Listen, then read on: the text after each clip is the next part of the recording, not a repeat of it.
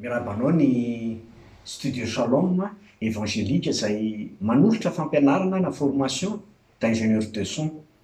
Ny fampianarana zany dia natao an'ny olona izay mila handalina sy hanana traikefa mikasika fikirakirana ny feo indrindra fa amin'ny studio.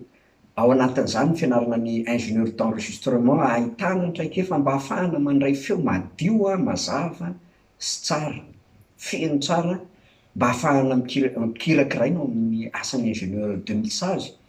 Ny asan'ny ingénieur de mixage ihany koa dia mila fianarana manokana zany, mila traikefa manokana, ary ny asa vita amin'ny mixage no atao masterina. Reo traikefa reo no zarain'ny studio évangélique Shalom zany ka manasa anao raha mahaliana anao misy moa démonstration efa nalefa démo dia afaka mijery an'ireny ianao. Dia mitsidihy matetika ihany koa amin'ny pejin'ny studio Shalom production évangélique, ahitanao ireo karazana tolotra sy karazana asa efa vita sy karazana fampisehoana ahafahanao mamantatra ny fianarana atao.